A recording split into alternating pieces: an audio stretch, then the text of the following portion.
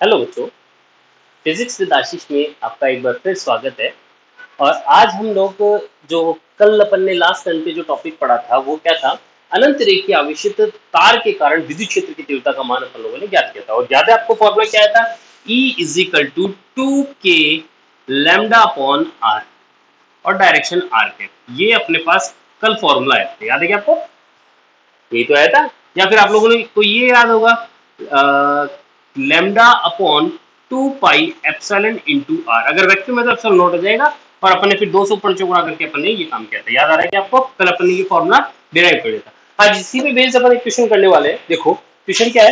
एक अनंत रेखीय आवेश का आवेश घनत्व, यानी कि रेखीय आवेश है ना, तो रेखीय आवेश है तो रेखीय आवेश घनत्व कितना होगा? लैम्डा। लैम्डा कितना देगा? 2 माइक्रो कूलाम पर मीटर। ये तो दे रखा है, ठीक है।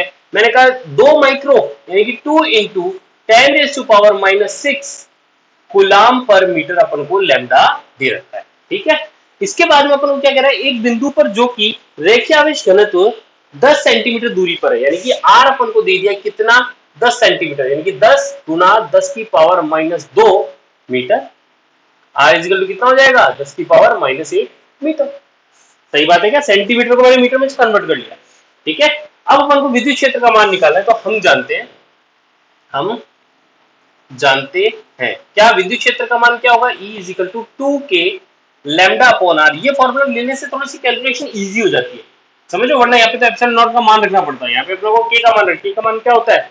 9 × 10⁹ पता है ना आपको, तो वो रख देंगे। और डायरेक्शन क्या है? आर क्या, समझ गए। E vector is equal to 2 into k की वैल्यू रख दी 9 इंटू 10⁻⁹ लैम्डा का मान कितना है भाई? लैम्डा का मान ये रहा 2 into 10⁻⁻6 divided by r. R कितना है? 10⁻⁻1। सही है। और डायरेक्शन आ जाएगी सतह, मतलब उस तार के लंबवत। जैसे ये तार है ना, इस प्रकार था अपना कल तार, उसी प्रकार आज है। ये अनंत लंबाई का था, ठीक है। इसका कोई पॉइंट ओ था, इससे डिस्टेंस बिंदु पी। इस पर इलेक्ट्रिक फील्ड की वैल्यू अपन लोग कैलकुलेट कर रहे हैं, तो ये आर हो गया। और डायरेक्शन क्या हो गई? इसके लंबवत ही तो आएगा, इसके परपेंडिकुलर, इस वायर के परपेंडिकुलर होगा, ठीक है। कोई दिक्कत है क्या भैया? ठीक है। तो अब इसको सॉल्व कर लेते हैं अपन लोग। कितना हो जाएगा भाई? ये तो हो गया 4 और 9 × 18 = 36। 36 इंटू ये हो गया 10⁻3 और ये ऊपर जाएगा 10⁻4। सही है क्या? अरे 9 × 18 = 36, ये लिख दिया। 10⁻9, 9 में से 6 गया तो 3, और ये एक ऊपर जाएगा तो 10⁻4। अब यूनिट क्या होती है? न्यूटन पर कूलम। सही है क्या? ये आंसर है अपने पास। अरे कर लोगे क्या? सिंपल सा है, फॉर्मूला बेस्ड क्वेश्चन है। आपके ऐसे ही क्वेश्चन आते हैं एग्जाम में, कर सकते हो आप लोग, कोई दिक्कत। ठीक है, अगला टॉपिक देखो, अपनी अगली एप्लीकेशन है। अगली एप्लीकेशन क्या है देखते हैं अपन लोग। मिटा दे इसको, नोट कर लो इसको। Very good. अगला टॉपिक अपन पढ़ेंगे अब।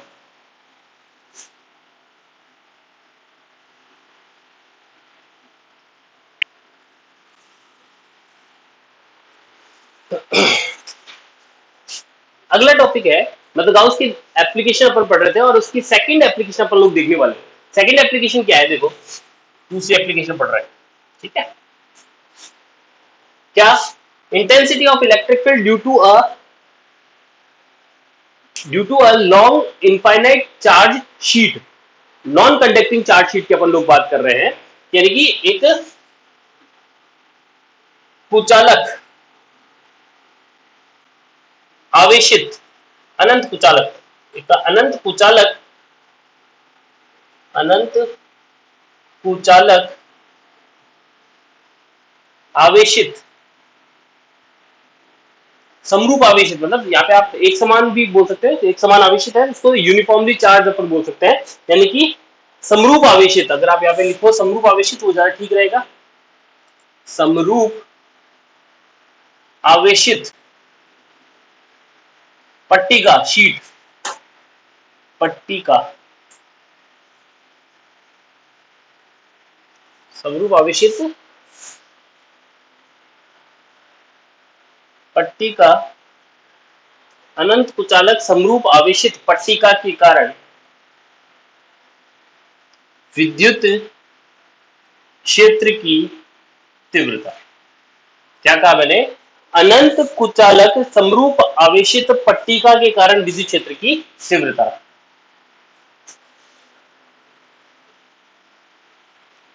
नॉन कंडक्टिंग शीट के लिए अपन लोग इलेक्ट्रिक फील्ड निकालने वाले हैं। नॉन कंडक्टिंग शीट है, देखो ध्यान से सुनना, अगर कुचालक पट्टिका है तो आवेश उस पट्टिका के अंदर रहेगा। समझ रहे हो? आवेश कहां रहेगा? अगर कुचालक है तो पट्टिका के अंदर, और अगर सुचालक है, अगर कंडक्टर है तो पट्टिका के ऊपर रहेगा। समझ गए? जैसे मान लो अगर इस प्रकार की अपन को पट्टिका दे रखी है, ठीक है तो अनंत लंबाई की, लेकिन अनंत लंबाई से मैंने एक कुछ पर्टिकुलर लंबाई अपन ने यहाँ पे ले ली है। क्या अनंत लंबाई है? वैसे यहाँ इनफाइनाइट तक है, इधर भी इनफाइनाइट तक है, ठीक है। देखो अगर कुचालक है, कुचालक है तो आवेश कहाँ होगा? सतह के अंदर होगा, ठीक है। और अगर सुचालक होता तो मैं आवेश को यहां बनाता, ठीक है। वैसे सुचालक आपके दे नहीं रखा सिलेबस में, लेकिन मैं करवा दूंगा, ठीक है। अब यहां से मैंने कहा एक पॉइंट है O, जैसे अपन ने कर लिया था वही पॉइंट O यहां पर ले लिया, और O से स्मॉल r डिस्टेंस पर एक पॉइंट है P। इस P पॉइंट पर अपन को intensity of electric field calculate करनी है, ठीक है। तो यहां पर अपन लोग सबसे पहले क्या करेंगे? सबसे पहले अपन लोग करेंगे, क्या करेंगे? विद्युत क्षेत्र की दिशा निकालेंगे। कल अपन ने 5 पॉइंट के लिए कहा था कि जब भी आपको गाउस की एप्लीकेशन करनी हो, अपन ने कल गाउस की पहली एप्लीकेशन की थी, गाउस की एप्लीकेशन जब आपको करनी होती है तो आप 5 पॉइंटों में काम करोगे। एक तो करोगे सबसे पहले विद्युत क्षेत्र की दिशा, बार बार नहीं लिखूंगा, वापस बता रहा हूं, याद रख लेना, विद्युत क्षेत्र की दिशा। फिर दूसरा काम गाउसियन सरफेस या गाउसीय सतह की कल्पना करेंगे हम लोग। फिर तीसरा पॉइंट क्या था भाई, आप बताओ? फ्लक्स की परिभाषा। वेरी गुड, फ्लक्स की परिभाषा। और चौथा पॉइंट क्या था भाई? चौथा था गाउस का नियम। यहाँ पे लगाएंगे गाउस का नियम, यही तो था, अरे याद आ रहा है क्या? और पांचवा पॉइंट क्या था? इन 3 और 4 की तुलना। क्या थी? 3 और 4 की तुलना, यही तो थे 5 पॉइंट। ये 5 पॉइंट अपन यहां लगाएंगे और अपना आंसर आ जाएगा। कर लोगे क्या? देखो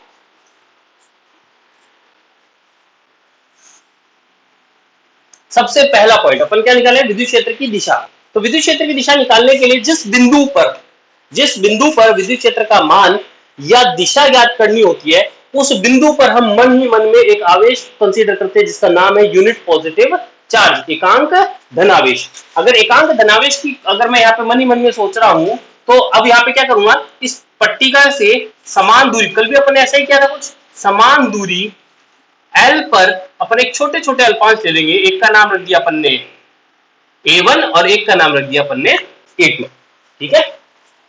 इन छोटे छोटे अल्पांश की बात करूं तो इन पर आवेश कितना होगा? मैंने कहा छोटे से अल्पांश है तो आवेश भी क्या होगा? थोड़ा सा ही होगा। अब इस थोड़े से आवेश के कारण इस P बिंदु पर विद्युत क्षेत्र की दिशा मैंने कहा इस प्रकार होगी। अरे कल भी तो ऐसे ही बताया था आपको। इसी प्रकार इस अल्पांश के कारण इस पर विद्युत क्षेत्र की दिशा इस और होगी। अरे समझ रहे हो क्या?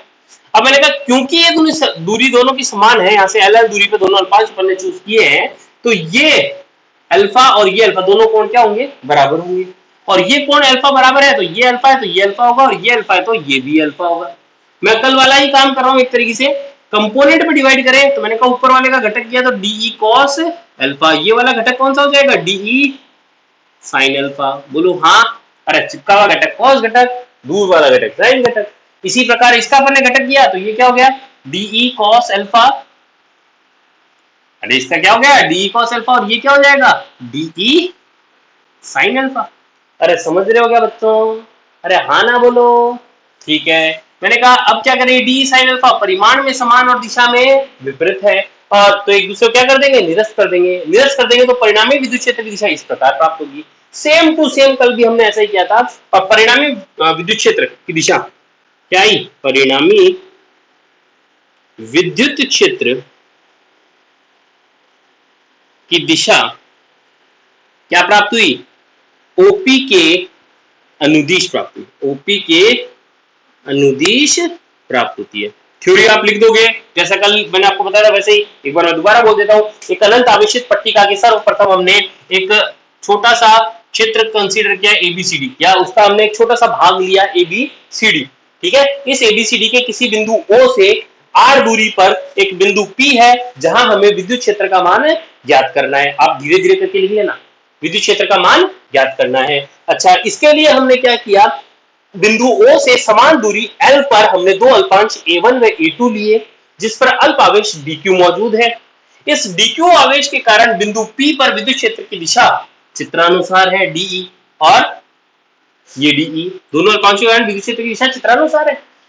अब इस विद्युत क्षेत्र जो अल्प विद्युत क्षेत्र dE है, इसको घटक में वियोजित करने पर हमें dE cos अल्फा और dE sin अल्फा चित्रानुसार प्राप्त होते हैं। हम ये देखते हैं कि dE sin अल्फा जो कंपोनेंट है, घटक जो है, तो परिमाण में समान व दिशा में विपरीत होने के कारण एक दूसरे को निरस्त कर देंगे, तो परिणामी विद्युत क्षेत्र की दिशा dE यानी कि OP के अनुदिश हमें प्राप्त होती है। इतनी बात आपको 2-3 लाइनों में, 3 या 4 लाइनों में सल्टा देनी है।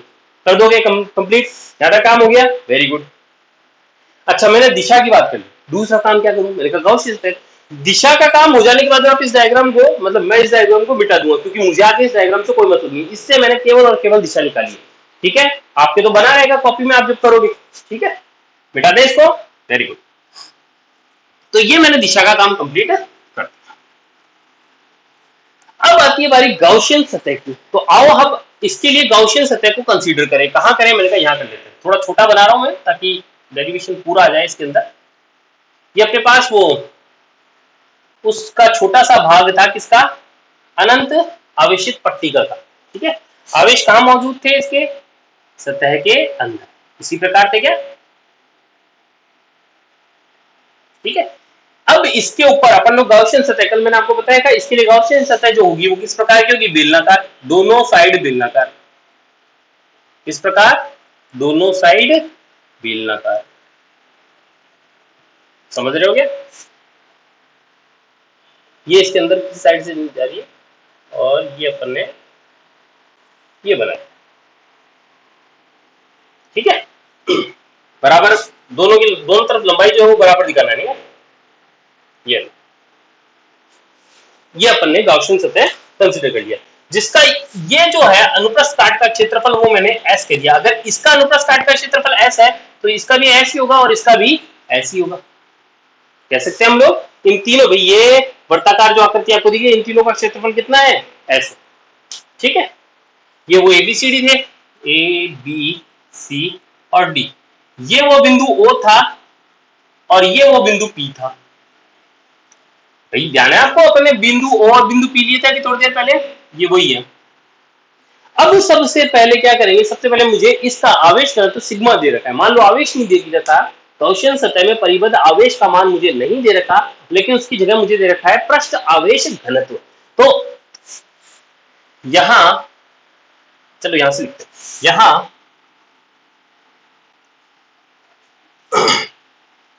पट्टिका का पृष्ठ आवेश घनत्व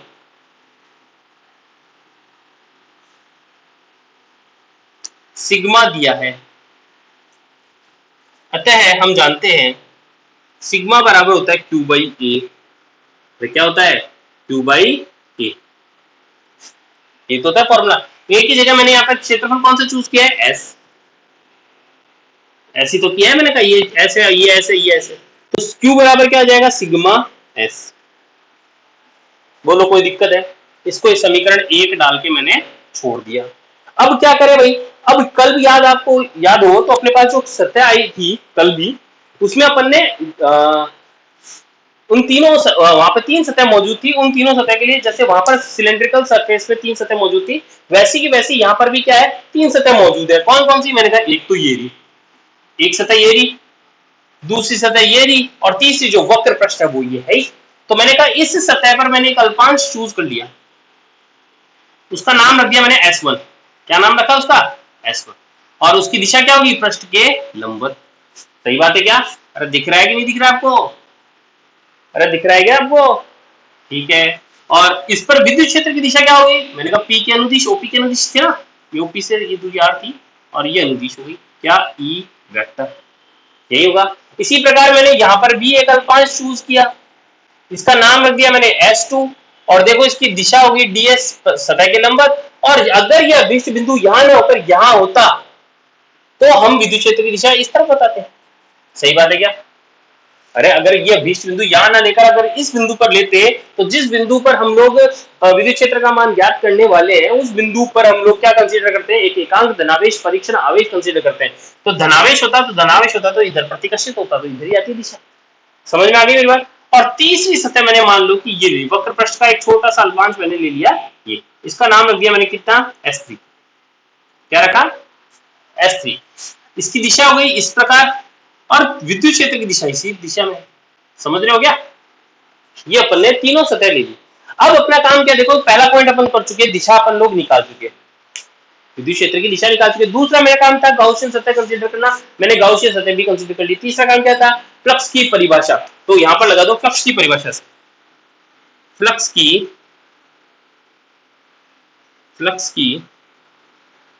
परिभाषा से क्या कहती है फ्लक्स की परिभाषा, मैंने कहा phi is equal to integration closed surface E vector dot DS vector. अरे यही तो होती है। अब इसमें मैं क्या करूं, इसको एक बार टेक्निकल टीम देख के बताए कि यहाँ नीचे दिख रहा है क्या, इसके अंदर देख के बताए, यहाँ पे ये अक्षर दिख रहे हैं, ठीक है, वेरी गुड। तो ये फाई इज इक्वल टू जो है, यहाँ पे क्या करेंगे, तीन सतह ले लेंगे। मैंने कहा कौन कौन सी, S1, दूसरी S2 और तीसरी S3। समझ रहे हो क्या, अरे दिख रहा है क्या टेक्निकल टीम, वेरी गुड। अब यहाँ पर लिख देंगे E vector dot DS vector, E vector dot DS vector और E vector dot DS vector, ये प्लस ये प्लस। अरे कैसे किया मैंने कहा एक तो S1 सतह के लिए ये लिख दिया, प्लस S2 सतह के लिए ये लिख दिया, और S3 सतह जो है पूरी कर्व सरफेस उसके लिए लिख दिया। अब यहाँ पर तो क्लोज इंटीग्रेशन यहाँ नहीं लगाऊंगा, कल मैंने बताया था इस तरीके से। समझ रहे हो कि नहीं समझ रहे हो, क्यों नहीं लगाऊंगा, क्योंकि ये तीन सतह मिलकर क्लोज सरफेस बना रही है। ये तीनों सतह मिलकर ये क्या बना रही है, क्लोज सतह। अलग अलग ये क्लोज सतह नहीं है, बंद पृष्ठ नहीं है। Very good. अब अपन क्या करें भाई, आओ कुछ तो करते हैं। मैंने कहा मान रखते हैं और क्या करें भाई, पहली सतह फाई इज इक्वल टू, मैंने कहा देखो ई डॉट, ये है पहली सतह, दोनों की दिशा सेम, तो यहाँ पे लिख दूंगा, क्या लिख दूंगा भाई, ई, ये सतह S1 है, और ई ds cos, क्या लिखूंगा भाई, दोनों के एंगल क्या है, 0 डिग्री, cos 0 डिग्री लिख दिया, प्लस समाकलन S2 ई ds और cos, देखो तो इसमें कितना एंगल आएगा, डॉट हटता है तो cos आता है ना, पता तो है ना, वेरी गुड। तो ये दोनों एक दिशा में है, तो ये हो जाएगा cos 0 डिग्री, प्लस S3 ई ds, क्या हो जाएगा भाई, ई ds cos है, एंगल बताओ इसमें, 30 में दोनों के बीच में कितने डिग्री एंगल है, 90 डिग्री का एंगल है, तो यहाँ लगा दें cos 90 डिग्री। बोलो आया कि नहीं आया। cos 0 का मान तो होता है कितना, 1, और cos 90 का मान होता है 0। यहाँ पे क्या होता है, cos 0 का मान 1 होता है, तो यहाँ से आ जाएगा मेरे पास e, बाहर निकाल लेता हूँ, और अंदर बचेगा ds, कौन से के लिए, सतह S1 के लिए, प्लस e बाहर निकाल लिया और ds अंदर रह गया, S2 क्योंकि cos 0 है, cos 0 का मान 1, और ये हो गया 0। सही बात है। आओ समाकलन करते हैं फाई।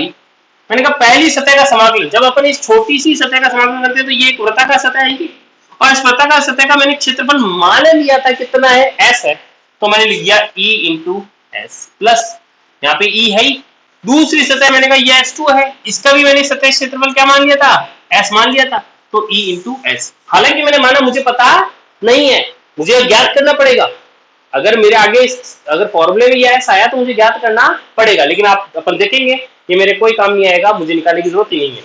देखो यहाँ क्या आ जाएगा, phi is equal to 2 into E S, समीकरण नंबर आ गया 1 और 1 2।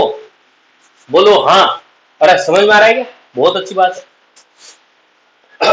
देखो कितने पॉइंट हो गए भाई, अपने पॉइंट हो गए, दिशा हो गई, गाउसियन सतह हो गया, फ्लक्स की परिभाषा हो गई, चौथा पॉइंट आ गया क्या, गाउस के नियमानुसार। ये अगर पॉइंट आपको याद रहता है तो आप डेरिवेशन में कभी नहीं अटकोगे, वरना हमेशा दिक्कत ये रहती है फिजिक्स में कि हमें ये याद रहता है कि नेक्स्ट स्टेप क्या है। एक तो पहली स्टेप याद रहती है कि शुरुआत कहां से करें। मैं जो बोल रहा हूँ फैक्ट बात है, अगर मेरी बातें सुन रहे हो तो सारे बच्चों के साथ, तुम्हारे एक अकेले बच्चे के साथ नहीं हो रहा, ये इस दुनिया के मौजूद सभी बच्चों के साथ होता है। क्या कि भैया सर हम अगर पहली स्टेप याद आ जाए तो हम पूरा डेरिवेशन कर देंगे। बात होती है पहली स्टेप याद आती है।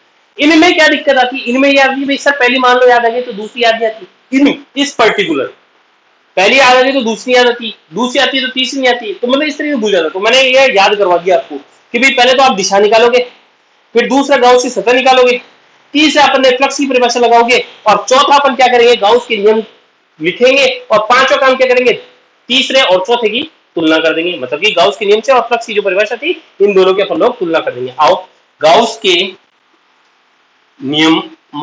नियमानुसार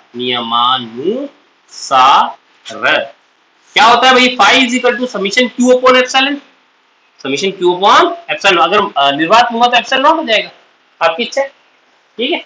और क्यू का मान समीकरण एक से रखें, क्यू मुझे दे नहीं रखा, अरे क्यू का मान समीकरण एक से रख दो। क्यू का मान रखने पर कितना आ जाएगा, मैंने कहा sigma S upon epsilon not, समीकरण नंबर 1 2 3, सही है, ये आ गया। अब मैंने कहा समीकरण 2 व 3 की तुलना करने पर उत्तर चमका क्या, तुलना करने पर, अरे उत्तर चमक गया क्या, अब दूर से दिख रहा है हमको उत्तर, देखो कैसे दिखा है।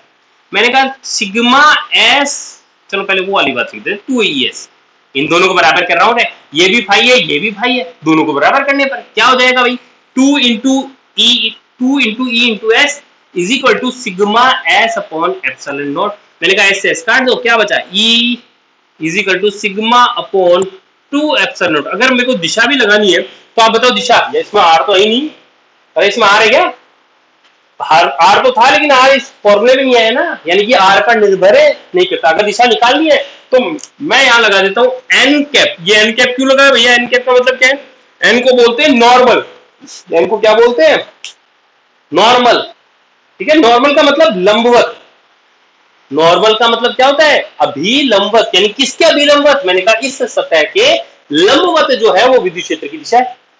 अगर अभिष्ट बिंदु इधर है तो इधर की ओर है, अगर अभिष्ट बिंदु इधर होता तो इधर की ओर होती। अरे समझ में आएगी यही बात, अरे हाँ ना तो बोल जाओ, बोलोगे एक दिन। ई वेक्टर इक्वल टू, मेरे पास ये आ गया, समीकरण नंबर जो भी देना चाहते हो उसको दे दो। अब देखो यहाँ पर ये जो है वो आर पर निर्भर नहीं करता। अगर आपसे कोई वैसे ग्राफ पूछ ले तो बना सकते हो कि भैया सर ये ई जो है वो कांस्टेंट रहेगा, आर पर निर्भर नहीं करता। लेकिन ये जो बात है वो थोड़ी दूर के लिए तो संभव है, एक सतह है उसके आसपास अगर कोई बिंदु की बात करते हो तब तक के लिए तो ठीक है, लेकिन एक बात बताओ, एक सतह ये और बिंदु इतना दूर पड़ा है, निर्भर होगा कि नहीं होगा, होगा। तो ये हालांकि अपने फिलहाल जो अपने स्टैंडर्ड में है हम लोग यही कहेंगे कि आवेशित चालक के नजदीक ये आर पर निर्भर नहीं करता, लेकिन अत्यधिक दूरी पर यह आर पर निर्भर कर जाएगा भैया। ऐसा थोड़ा है कि विद्युत क्षेत्र यहाँ आवेशित पट्टी का आवेशित यहाँ पर तो है और यहाँ पर वही है, दूरी का उस पर फर्क पड़ेगा। लेकिन अगर बहुत ही कम दूरी है तो कोई फर्क नहीं पड़ना, आंसर ये रहेगा। अपन हमेशा यही कहेंगे कि कोई फर्क नहीं पड़ता। कोई दिक्कत है क्या भाई, ठीक है भैया, नोट कर लो। और तो क्या बताएं इसमें, ये हो गया, आप फटाफट से नोट कर लो इसको।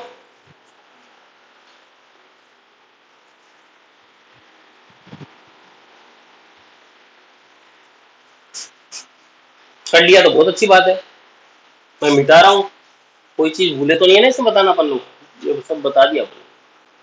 विद्युत क्षेत्र वगैरह 5 पॉइंट हो ही गए। एक क्वेश्चन कर लेते हैं फटाफट से इसके बाद।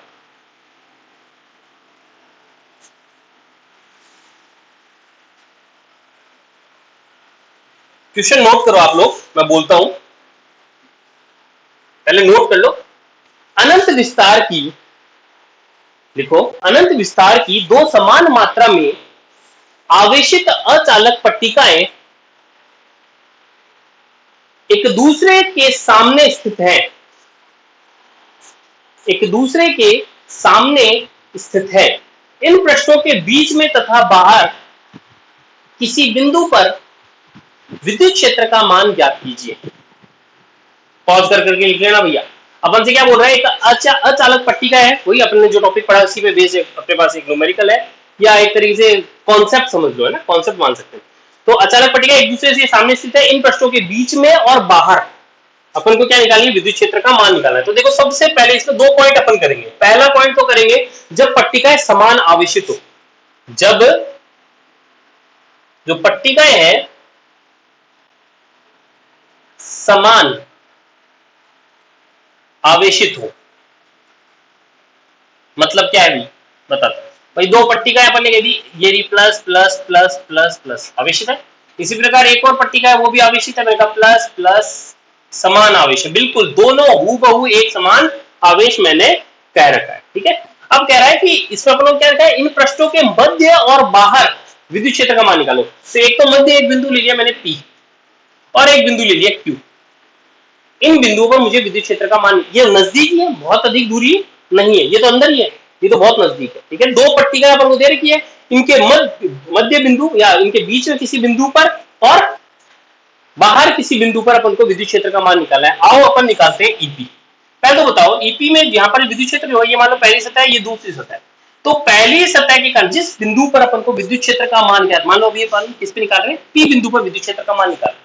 अपन किस बिंदु पर निकाल रहे हैं, पी बिंदु पर विद्युत क्षेत्र का मान निकाल रहे हैं। तो आओ विद्युत क्षेत्र की दिशा ज्ञात करें, इस सतह के कारण और इस सतह के कारण। आपको मैंने बता दिया कि जिस बिंदु पर विद्युत क्षेत्र का मान ज्ञात करना होता है, उस बिंदु पर हम एक आवेश कंसीडर करते हैं जिसको अपन बोलते हैं यूनिट पॉजिटिव चार्ज, परीक्षण आवेश, टेस्ट चार्ज। यानी कि अपन यहाँ पे क्या, यूनिट पॉजिटिव चार्ज, कौन सा चार्ज, यूनिट पॉजिटिव चार्ज। यहाँ पे पॉजिटिव चार्ज मन ही मन में कंसीडर कर लो, कर लिया, अरे मन ही मन में क्यू आवेश प्लस क्यू आवेश मान लो। ठीक है, अगर यहाँ पे प्लस आवेश है तो इस पट्टी के कारण विद्युत क्षेत्र की दिशा होगी इस तरफ, इसको कह दिया E1। अरे इधर ही होगी क्या, ये प्रतिकर्षित करेगा इस बिंदु को, प्लस और प्लस क्या करेंगे, प्रतिकर्षण, तो विद्युत क्षेत्र की दिशा इधर ही आएगी और इस सतह के कारण विद्युत क्षेत्र की दिशा आएगी इस दिशा में, E2। सही बात है क्या। तो बिंदु P पर अगर आपसे कोई बोले कि विद्युत क्षेत्र का कुल मान कितना होगा, मैंने कहा E1 माइनस E2 या E2 माइनस E1। अरे यही तो होगा, अपन भाई दोनों विपरीत दिशा में तो घटा देंगे। तो मैंने कहा E1 का मान कितना है, मैंने कहा सिग्मा अपॉन कितना था 2 एप्सिलॉन नॉट, माइनस E2 भी सेम ही आएगा सिग्मा अपॉन, क्योंकि R पर डिपेंडेंट तो है नहीं तो सेम ही मान होंगे, तो इज इक्वल टू क्या हो जाएगा, मैंने कहा 0। यानी P बिंदु पर क्या होगा, 0 होगा। अगर यही काम आपसे Q बिंदु के लिए पूछा होता तो देखो क्या होता।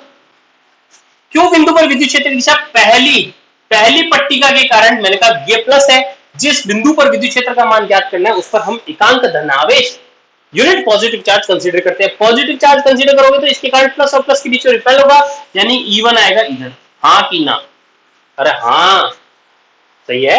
और Q बिंदु के कारण जो विद्युत क्षेत्र की दिशा आएगी वो इधर आएगी, ये हो गया E2। क्यों, समझ रहे हो कि नहीं समझ रहे हो, बहुत अच्छी बात है, समझ रहे हो तो सॉरी, कहाँ समझ रहे हो, नालायक को बता दिया करो कभी कभी कि भैया इसके कारण प्रतिकर्षण हो रहा है, E1 इधर आ गया, इसके कारण भी तो प्रतिकर्षण हो रहा है तो E2 भी तो इधर ही आएगा। अरे सही बोल रहा हूँ क्या, ठीक है। तो यहाँ पे हो जाएगा EQ equal to E1 plus E2। अरे समझ में आ रहा है क्या मित्रों, E1 प्लस E2 होगा, तो यानी कि EQ इक्वल टू क्या हो जाएगा, तो मैंने कहा दोनों को जोड़ दो, मैंने कहा sigma upon 2 epsilon not plus sigma upon 2 epsilon not. इस प्रकार हमको मित्रों उत्तर प्राप्त हो जाएगा क्या, सिग्मा अपॉन एप्सिलॉन नॉट।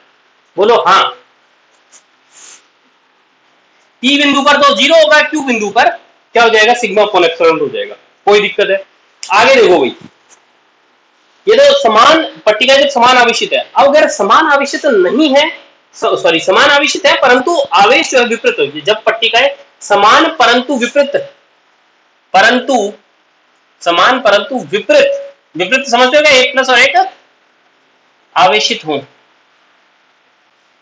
अरे विपरीत का मतलब क्या हो गया, एक तो प्लस और एक माइनस। आओ चेक करते हैं, ये दूसरा पॉइंट है, ये तो पहली सतह जिस पर प्लस आवेश है और ये दूसरी सतह जिस पर माइनस आवेश है। समान आवेश है परंतु विपरीत है, परिमाण समान है परंतु जो प्रकृति है वो विपरीत है, ये प्लस है तो ये माइनस है।